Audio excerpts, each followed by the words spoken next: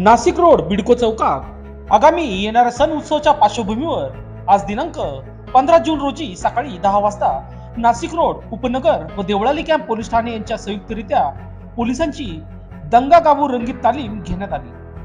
दिनांक 17 जून रोजी मुस्लिम बांधवांचा बकरी ईद निमित्त शहरात दिवसभर विविध कार्यक्रम आयोजित केला जातो. सकाळी नाशिक रोड देवळाली गाव उपनगर जेल रोड येथील मस्जिदमध्ये मुस्लिम बांधव एकत्र जमून नमाज पठण करतात. शहरात शांतता व सुरक्षिततेच्या पार्श्वभूमीवर पोलिसांची दंगाकाबू रंगीत तालीम घेण्यात आली. यात एकूण 48 पोलीस अंमलदार व 5 अधिकारी सहभागी होते.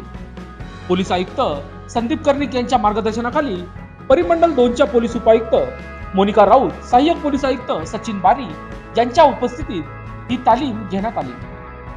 नाशिक रोड पोलीस ठाण्याचे वरिष्ठ पोलीस निरीक्षक रामदास शेळके, उपनगर पोलीस ठाण्याचे वरिष्ठ पोलीस निरीक्षक जितेंद्र सपकाळे यांच्या नेतृत्वाखाली पोलीस उपनिरीक्षक जितेंद्र माळी, पोलीस उपनिरीक्षक अनिल शिंदे, सुनील बिडकर, पोलीस हवालदार विशाल साळुंके, दीपक सोनार, संदीप पवार, संध्या कांबळे, अनिल शिंदे व इतर पोलीस कर्मचारी उपस्थित होते. नमस्कार, मी नाशिक पीआय रामदास शेळके.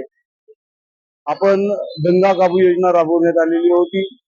यावेळेला कुठल्याही परिस्थितीत कुठल्या 2 गटामध्ये वाद निर्माण झाला किंवा काय झालं तर पोलिसांची तयारी म्हणून ही रंगीत तालीम घेण्यात आलेली होती. त्या रंगीत तालीमीला पीआय उपनगरचे पीआय सप्पाई साहेब, वरिष्ठ पीआय, त्यांचे कर्मचारी अधिकारी तसेच देवळाली कॅम्पचे कर्मचारी अधिकारी उपस्थित होते.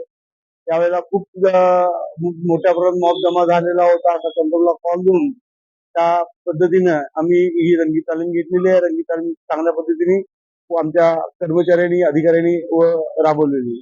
धन्यवाद. लोकशास्त्र न्यूज साठी बंटी आढाव, नाशिक रोड.